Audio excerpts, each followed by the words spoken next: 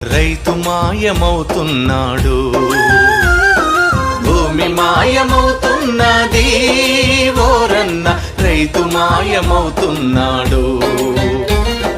పరిశ్రమల పేరిట, ఫ్యాక్టరీల పేరిట, ఆధునికత పేరిట, అభివృద్ధి పేరిట పొలము గుండె తొలుచుకొని పొగగొట్టాలొస్తున్నా. పంట చేల కంఠాలకు ఉరితాళ్లే పడుతున్నా. నేలని గంటువులోన గతకాలపు వైభవంల రైతు అనే పదమొకటి నిక్షిప్తం అవుతున్నది.